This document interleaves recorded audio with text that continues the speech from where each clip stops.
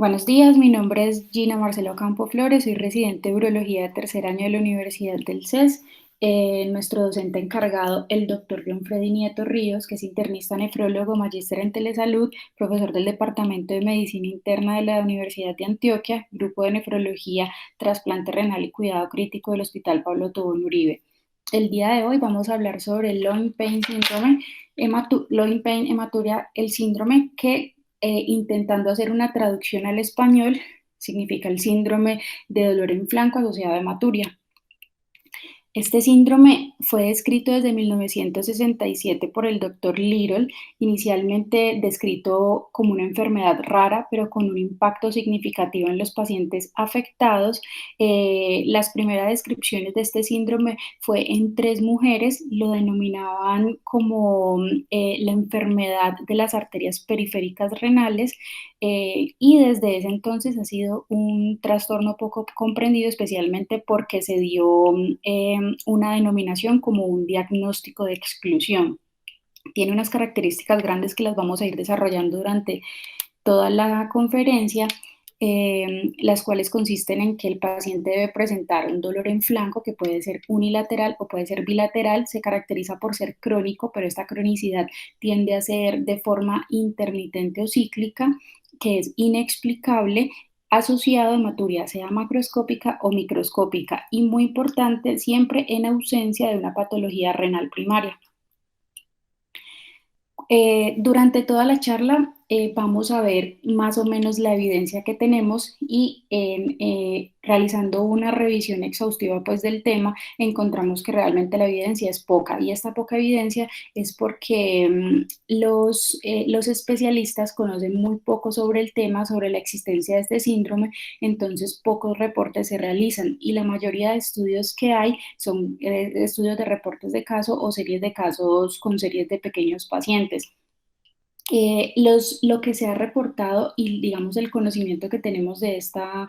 patología llevan resultados favorables en cuanto al pronóstico y a los diferentes enfoques de manejo que se nos plantean, pero están limitados en que estos seguimientos de estos pacientes son a corto plazo, no tenemos sujetos controles que nos permitan ver especialmente la evolución de todos estos tratamientos, pero como tenemos poca evidencia, realmente es lo, por así decirlo, es lo único con lo que contamos. Entonces, para empezar a hablar un poco sobre la epidemiología de la enfermedad, la prevalencia se estima que es alrededor del 0,012%. Veamos que esto lo clasifica como una enfermedad rara. Para hablar de una enfermedad rara hablamos de una prevalencia menor al 0,07%. Y esto es, como les decía previamente, es debido a la falta de conocimiento de los especialistas, donde cada vez pues, poco se hace el reporte de esta enfermedad. Se ha estimado que es más frecuente en mujeres, aproximadamente el 70%. Veamos que las primeras descripciones de la patología fue en mujeres. Ha habido una posible relación con los anticonceptivos orales. Se ve más en pacientes de raza blanca y poblaciones caucásicas. En cuanto a la distribución de la edad de los pacientes, se estima que es más frecuente en los pacientes de la tercera década de la vida y se ha encontrado una asociación grande, fuerte, de aproximadamente el 50% de estos pacientes van a tener una historia previa de nefrolitiasis. Entonces, para empezar a hablar de la fisiopatología, es importante que recordemos que los riñones van a tener, pues están bien inervados a través de los nervios simpáticos eferentes, y la inervación densa de este riñón se da por fibras sensoriales, que son fibras sensoriales aferentes que van a llevar y van a mediar la percepción del dolor. Estas fibras van a converger de forma circunferencial alrededor de la arteria renal y llegan y entran al riñón a través del hilio renal por medio también de las arterias renales, de forma pues digamos circunferencial a ellas. La inervación simpática generalmente se va a derivar predominantemente de los ganglios aórtico-renales y también de nervios esplácnicos. Estos nervios van a llevar una convergencia en todo el plexo renal para ir a inervar los músculos lisos de todo, pues de la musculatura vascular. Finalmente, todas estas señales que se han recogido de estos sistemas simpáticos se integran en el núcleo paraventricular del hipotálamo y los nervios sensoriales se van a localizar predominantemente a nivel de la pelvis renal y las señales de dolor son transmitidas a través de fibras amielínicas que nos van a llevar la percepción del dolor. Y hay una pequeña población también de fibras alfa que se van a localizar en la adventicia de las arterias renales. Esto es importante porque cuando buscamos o hacemos revisión de la literatura de este síndrome nos vamos a encontrar con múltiples fisiopatologías. Realmente hay varias hipótesis con respecto a la fisiopatología de la enfermedad, pero no hay una evidencia clara y una evidencia objetiva que respalde alguno de estos factores. Entre ellos, los más mencionados, tenemos la enfermedad vascular del riñón, especialmente porque se habla de que en estos pacientes pueden haber cambios angiomatosos, microaneurismáticos a nivel de los glomérulos que pueden llevar a episodios vasoclusivos y estos episodios vasoclusivos llevan a un efecto de obstrucción que puede generar procesos inflamatorios y de distensión que lleve a dolor. Asimismo, se ha propuesto en una de las hipótesis de fisiopatología alguna relación con la activación del complemento a nivel de las arteriolas. No se ha establecido una relación causal entre esta activación del complemento, pero se han informado algunos casos donde hay activaciones a nivel de C5 y C3 en estas arteriolas, especialmente aferentes, donde esta activación lleva a un aumento de todas las cadenas pues, proinflamatorias. En algunos pacientes se ha establecido en la fisiopatología a través de la coagulopatía, aunque uno cuando está haciendo, digamos, el algoritmo del diagnóstico, una de las características es que la mayoría de los pacientes pueden tener todo lo que son pruebas de coagulación normales, pero es algo, digamos, que una de las más estudiadas porque una de las explicaciones para los autores es que estas coagulopatías o eventos protrombóticos podrían generar eventos también vasoclusivos que lleven a procesos obstructivos. Hablan también de una peristalsis ureteral anormal, procesos de hipersensibilidad. Una de las fisiopatologías importantes que debemos tener presente en el momento del diagnóstico es pensar en la psicopatología. Pacientes que sufran de depresión, que sospechemos que están haciendo una somatización, hay que buscar también abuso de drogas porque se ha relacionado que al ser un diagnóstico de exclusión muchas veces no logramos encontrar una causa que sea la causa de esto, el dolor en los pacientes, y debemos pensar que puede ser un trastorno de dolor somatomorfo. En nefritis, como vamos a ver más adelante, la enfermedad puede tener una clasificación entre primaria y secundaria, y en la secundaria es la que más se ha relacionado, especialmente es glomerulopatías por IgA. Y la nefroptosis es otra de las fisiopatologías propuestas donde se habla de que es un mecanismo de estiramiento por gravedad, donde el pedículo renal por gravedad sufre alguna isquemia y esta isquemia lleva a una hiperactividad simpática de este riñón pues afectado, sugiriendo pues una de las causas de dolor. Entonces, cuando yo no tengo ninguna enfermedad glomerular o alguna patología que me pueda explicar este mecanismo, es lo que nosotros denominamos el síndrome de dolor en flanco hematuria primario. Pero si además de tener estas características de este síndrome se debe a un proceso glomerular que sea ya subyacente, generalmente, como les explicaba previamente, la nefropatía por IgA, es un diagnóstico de un síndrome secundario, pero para hacer el diagnóstico de síndrome secundario es un diagnóstico que nosotros debemos dar solo por biopsia renal, teniendo en cuenta que no es una indicación de realizar biopsia renal solo en el paciente que tenemos sospecha del síndrome, aún no teniendo sospecha de enfermedad glomerular. También cuando revisamos pues, la fisiopatología de la enfermedad, desde 1996, uno de los autores, Ebert,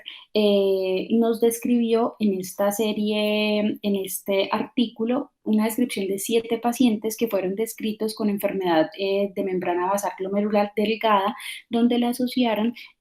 a este síndrome, debido a que la biopsia de estos pacientes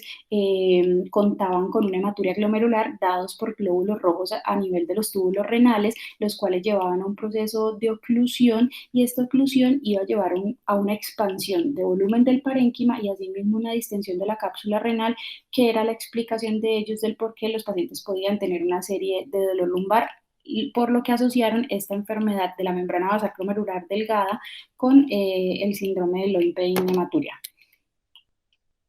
Muchos pacientes, como los decíamos al principio de la charla, pueden tener antecedente de cálculos renales. Se estima que hasta la mitad de los pacientes, y el mecanismo de asociación es debido a que puede haber una formación de microcristales a nivel de los túbulos renales. Esto lleva a una obstrucción intratubular, y esta obstrucción intratubular,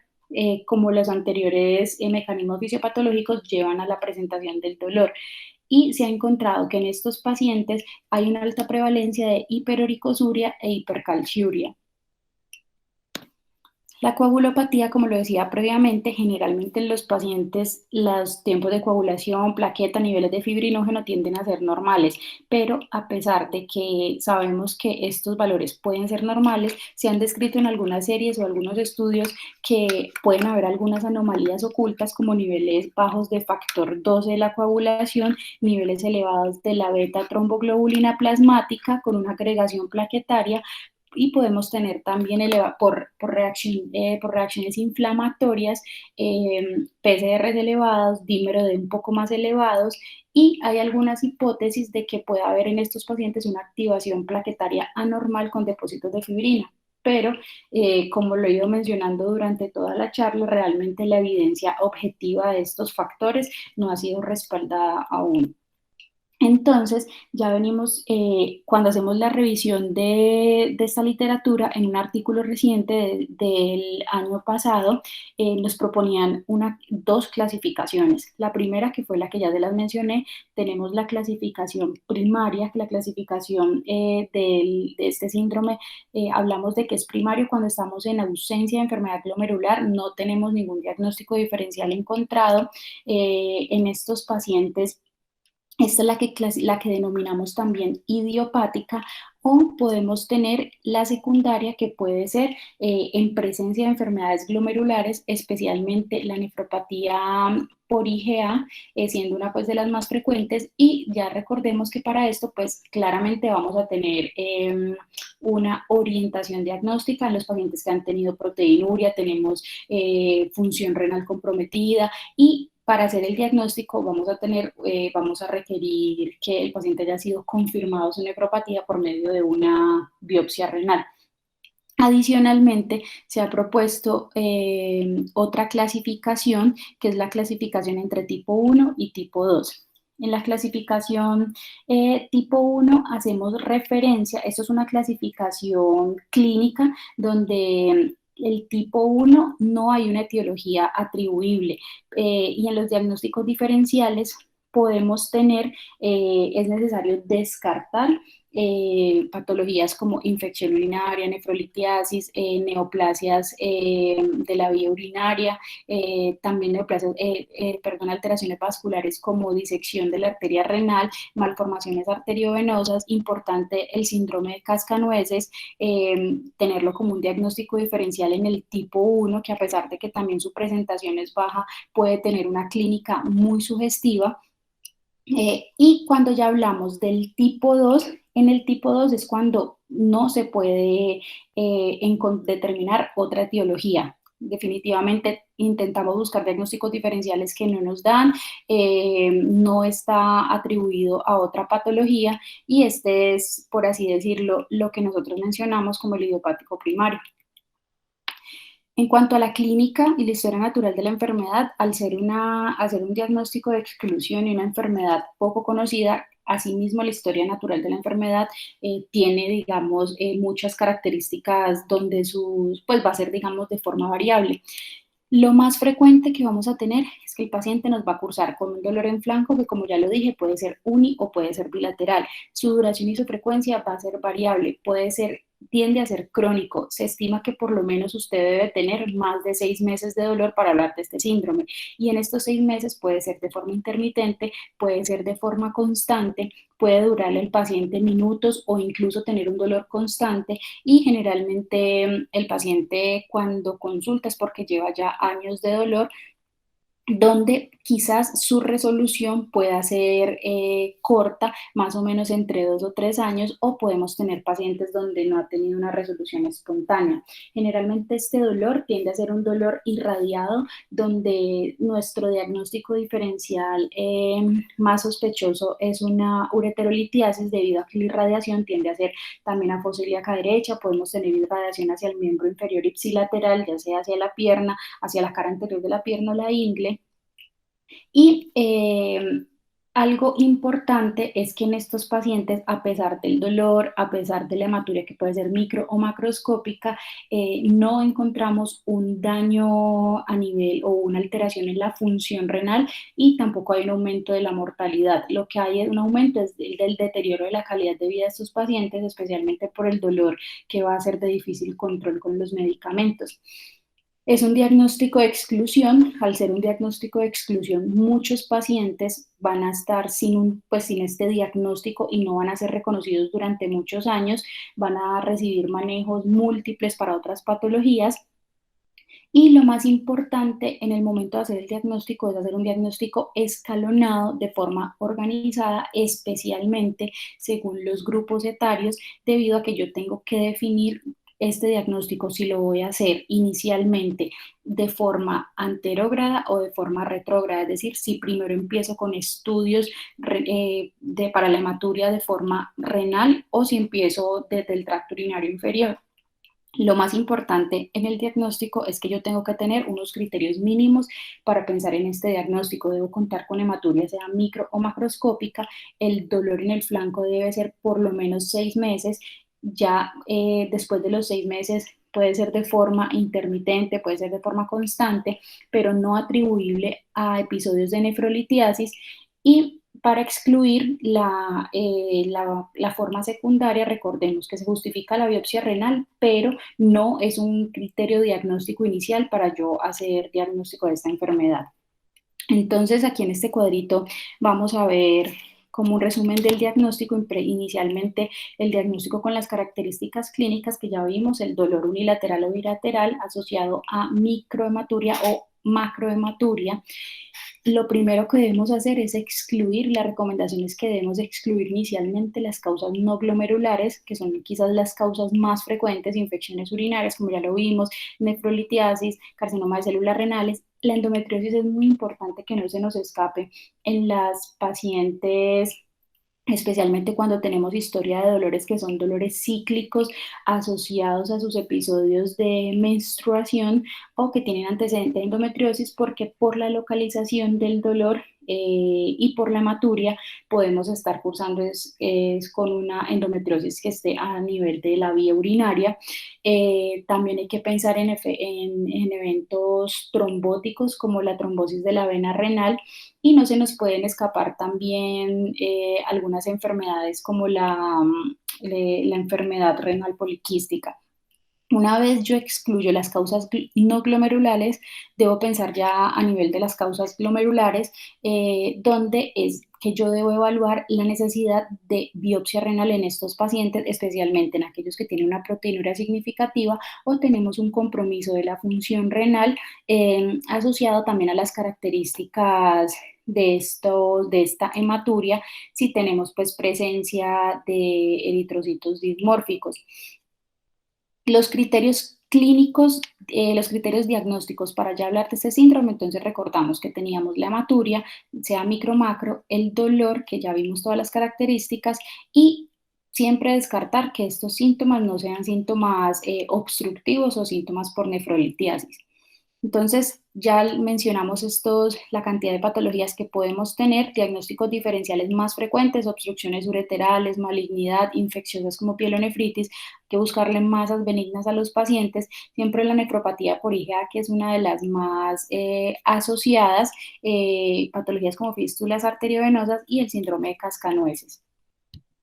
En cuanto al diagnóstico, para poder yo realizar una exclusión de todos estos diagnósticos diferenciales, debo de descartar una infección urinaria con un urocultivo. El citoquímico de orina me va a ayudar a detectar por medio de su sedimento o por medio de la proteinuria si me estoy, digamos, aproximando más a una enfermedad glomerular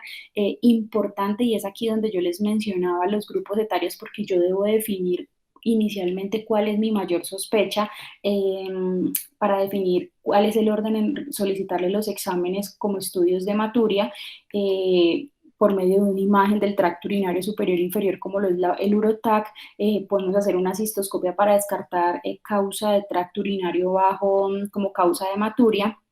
Una vez yo descarto las causas grandes y más frecuentes, debo pasar también a descartar malformaciones arteriovenosas o hemangiomas por medio de angiografías, generalmente angiografías o arteriografías.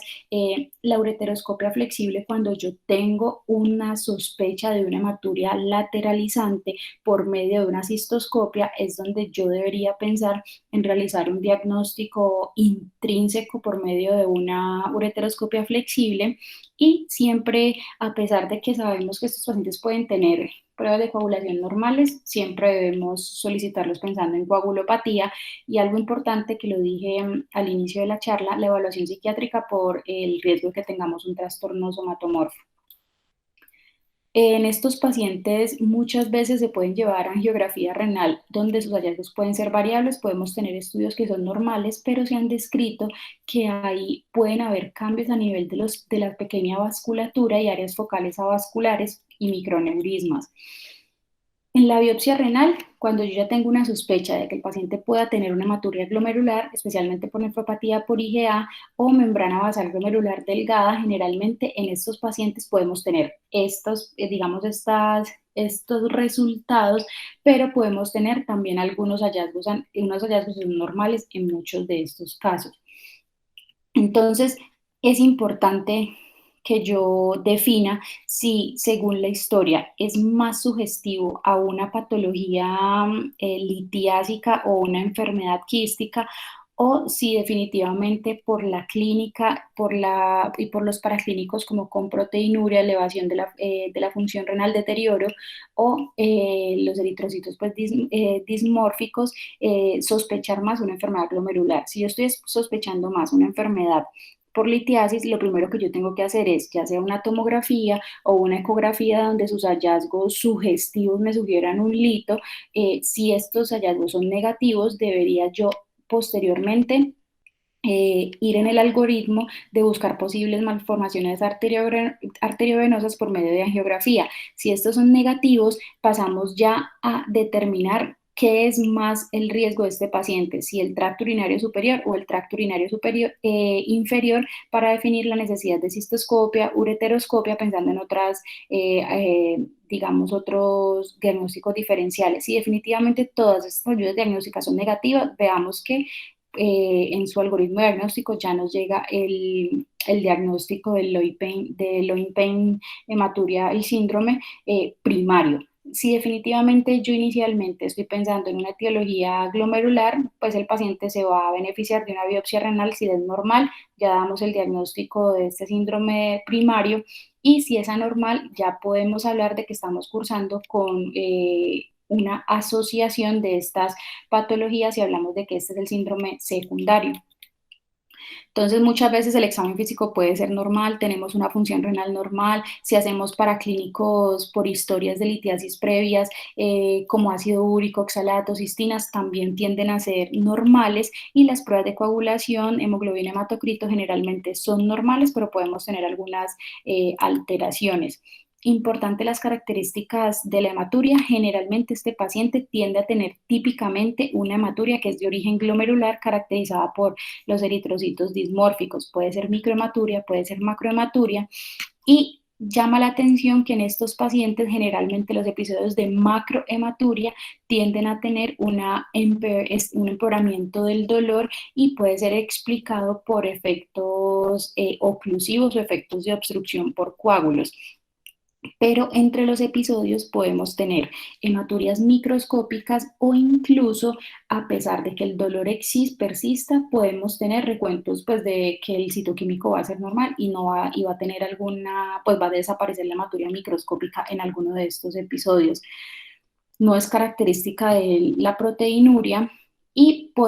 pero hay algunos reportes donde hablan que puede haber una excreción de proteínas por encima del límite superior de la normalidad. Entonces, como vemos, realmente el diagnóstico es un diagnóstico amplio donde podemos tener hallazgos normales, pero no se comprometen en todos estos reportes y la literatura en algunos cambios, especialmente pues en estos paraclínicos.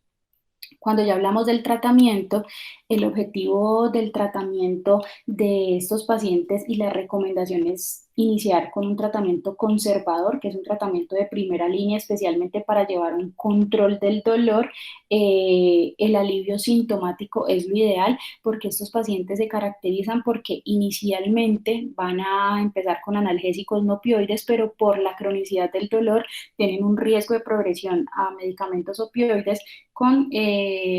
posibles efectos adversos o adicciones. Entonces, lo más importante es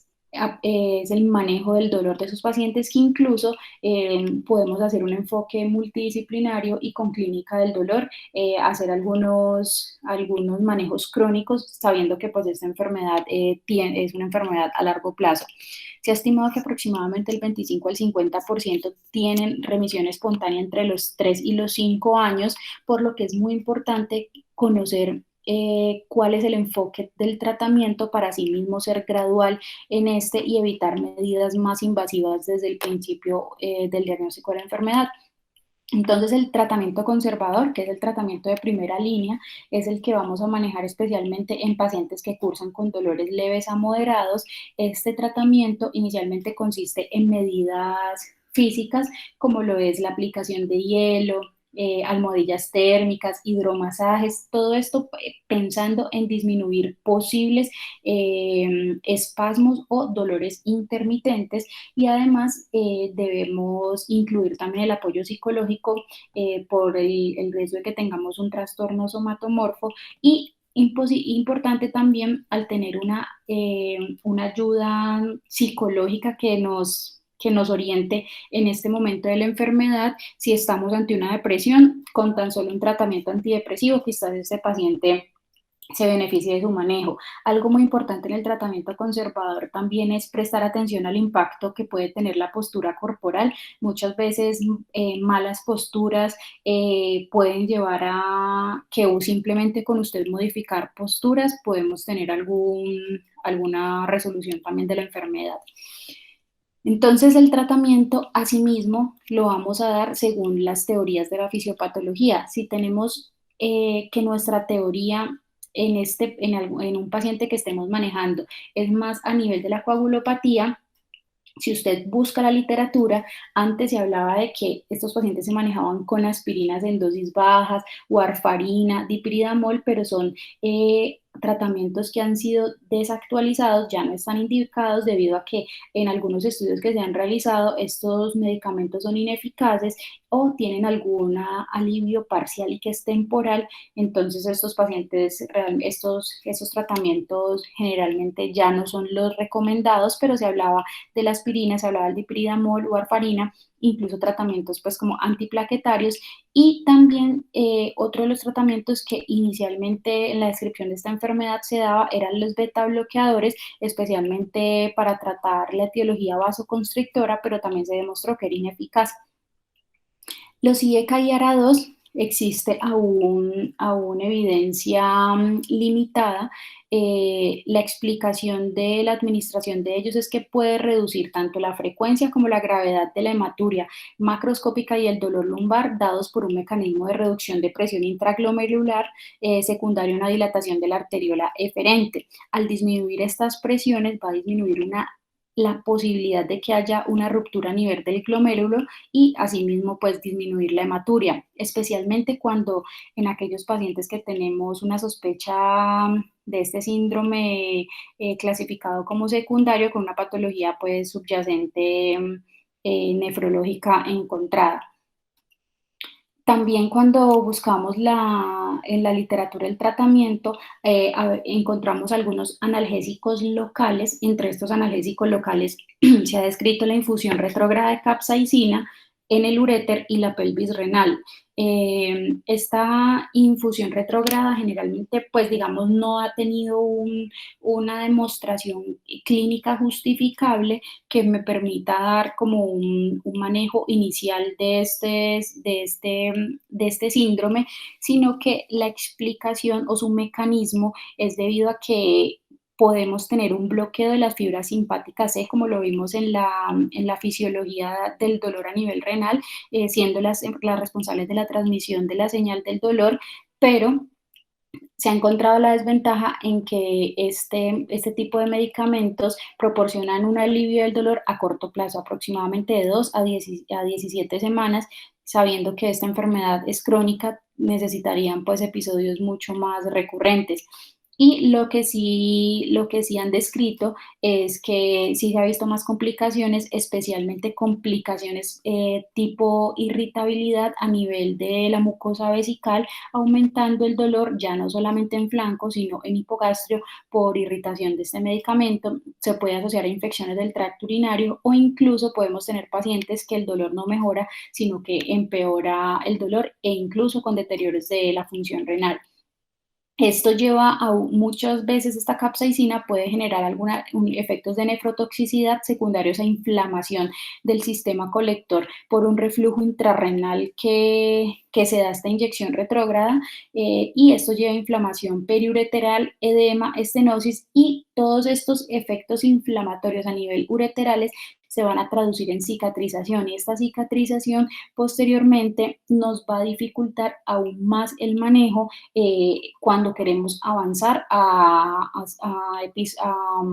procedimientos un poco más invasivos. Las tasas de complicaciones son altas y la necesidad de nefrectomía después de la utilización de la capsaicina también es alta, se ha estimado que es del 20 al 67%, por eso no se recomienda como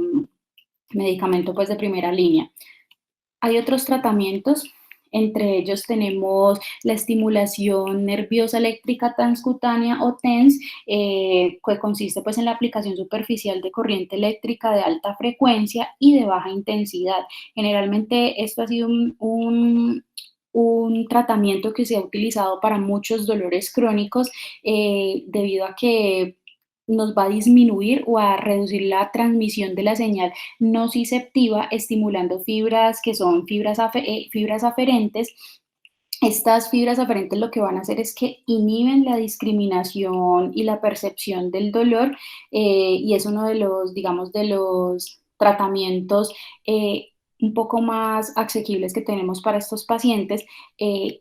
Junto con medicina del dolor o anestesiología también podemos tener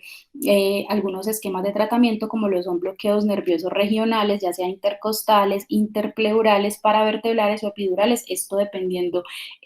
la localidad del dolor y también se han descrito bombas intratecales de opioides o upivacaína, pero teniendo presente que estos tratamientos tienen una mejoría del dolor de corta duración. Generalmente estas mejorías tienden a ser durante los episodios de crisis de los pacientes, disminuyendo un poco más la presentación o el lapso entre una crisis y otra, pero siempre hay que advertirle a los pacientes que no son tratamientos para una cura, o sea, es una patología que lo que debemos hacer nosotros es controlar el dolor. La denervación renal es una de los tratamientos que más se mencionan en la literatura. Es importante que esta denervación renal digamos, no la tengamos como la opción de primera línea porque obviamente es un procedimiento más invasivo. Cuando hablamos de la denervación renal quirúrgica hacemos referencia a varios procedimientos como lo puede ser una capsulotomía, una neurectomía, una ablación por radiofrecuencia percutánea de los nervios simpáticos o incluso también el autotrasplante renal. Esta denervación renal quirúrgica tiene la ventaja de que puede tener un alivio completo del dolor, pero a pesar de que el alivio es completo, no es un alivio que sea por siempre, sino que es un alivio que tiende a ser también temporal, solo que en el momento en que ese paciente se le realiza el procedimiento va a tener un alivio completo, entonces el paciente quizás tiene un poco de mejor respuesta a este tratamiento. El máximo de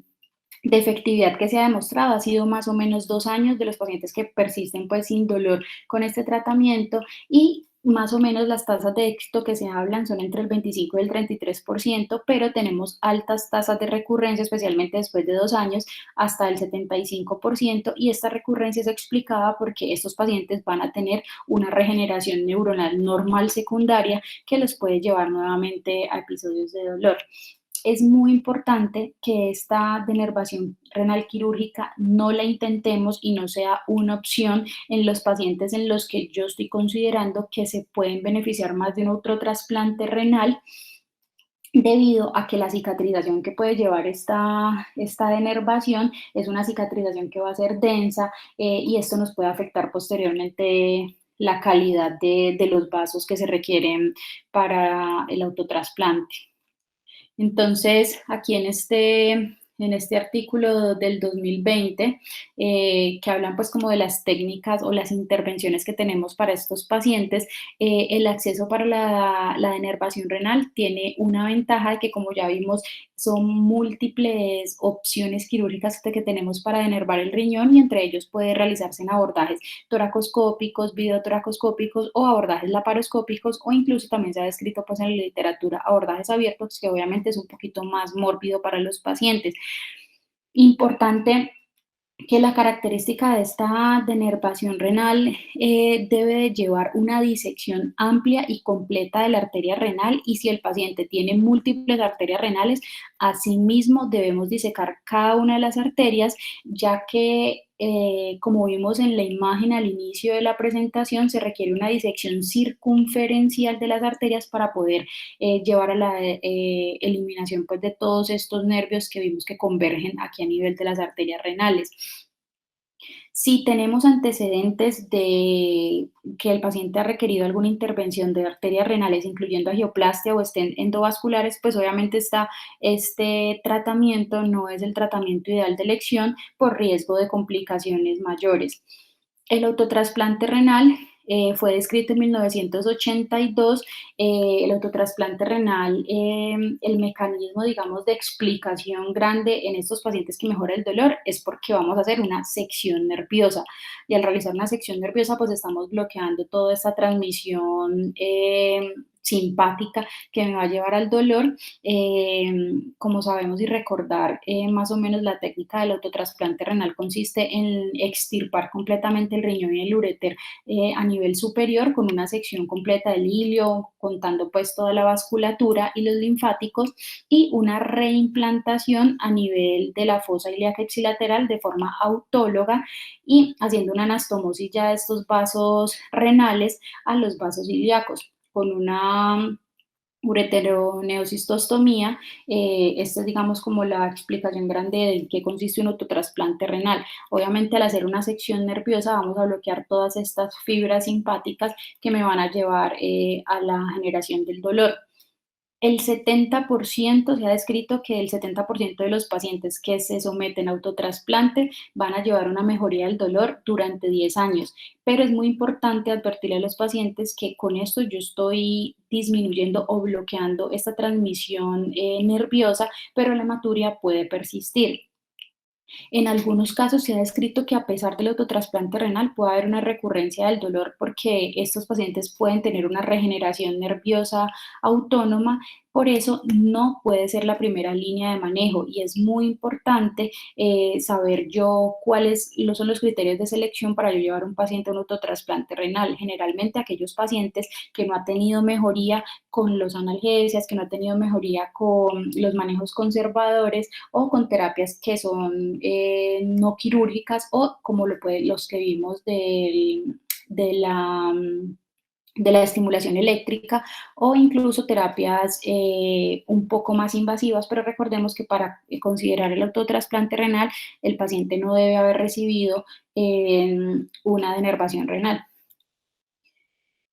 Este autotrasplante renal viene siendo descrito en estos pacientes desde hace mucho tiempo. Vemos esta publicación del 2004, un poco antigua. En esta publicación del 2004 reportaban 5 pacientes que se les realizó autotrasplante renal por laparoscopia, donde inicialmente la nefrectomía pues, fue por laparoscopia de forma retroperitoneal la anastomosis ya del autotrasplante fue de forma abierta.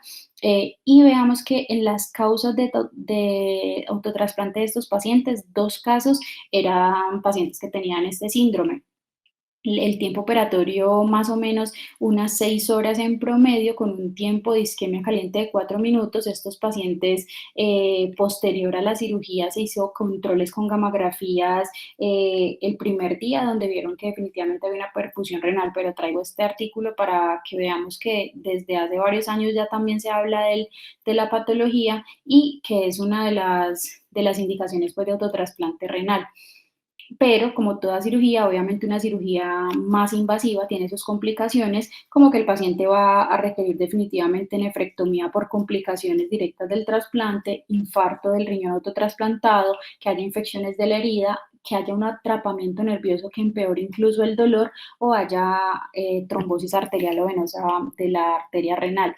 Es muy importante que desde el principio del diagnóstico de la enfermedad no le mencionemos al paciente esta opción terapéutica, porque muchos pacientes pueden disuadir el uso de medicamentos o de tratamientos no conservadores pensando que hay una opción quirúrgica que puede mejorar un poco más su dolor.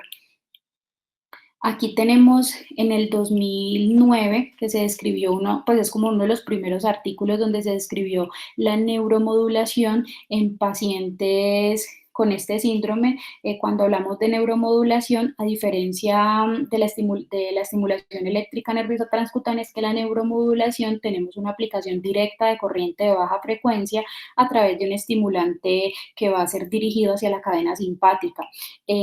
Aquí se describieron 4 pacientes con este síndrome, donde la neuromodulación se dio al plexo simpático lumbar a nivel de la cara anterolateral izquierda de la tercera vértebra lumbar. Estos pacientes, el procedimiento se realiza en decúbito prono y se hace en 2 fases. La primera etapa, que es una etapa de prueba, en donde solamente se le implanta al paciente un electrodo de forma percutánea y este electrodo lo vamos a estudiar durante 2 semanas. Como es una enfermedad que tiene poco estudio, asimismo, definir el criterio de éxito es un poco más subjetivo. El criterio de éxito ellos lo definían por mejoría del dolor, que el paciente decía que había mejoría de la calidad de vida al mejorar el dolor. Si estos pacientes en 2 semanas tenían mejoría del dolor, se llevaron a la segunda etapa, que ya era ya la segunda etapa, la implantación definitiva del sistema, donde se implantan ya los 4 electrodos y el seguimiento pues, del paciente. Se hablaba de éxito cuando tenía un mejor control del dolor, entre disminuyendo los episodios, o incluso se describía que 2 de estos pacientes tenían una mejoría total del dolor. Pero son definitivamente manejos que todavía requieren una evidencia pues objetiva que respalde su uso. Entonces, como conclusiones, el loin pain hematuria, el síndrome de loin pain hematuria es una condición compleja debido a que no se comprende bien. Es un diagnóstico que desde la descripción de la enfermedad se ha hecho como un diagnóstico de exclusión, pero es una enfermedad que causa grave molestia a los pacientes, especialmente por las limitaciones de su actividad de la vida cotidiana. No hay un consenso pues, que sea sobre cuál es el enfoque secuencial del tratamiento. La recomendación es que inicialmente se empiece con manejos conservadores y poco invasivos, teniendo en cuenta que el autotrasplante puede proporcionarnos resultados más prometedores, pero es una terapia que es mucho más invasiva y, como ya vimos, podemos tener un porcentaje de pacientes que pueda hacer recurrencia del dolor Importante siempre sopesar pues el riesgo-beneficio en los pacientes para asimismo definir qué tipo de procedimientos le vamos a brindar y compararla con alternativas más conservadoras que muchos de ellos pueden controlarse de esta forma. Muchas gracias.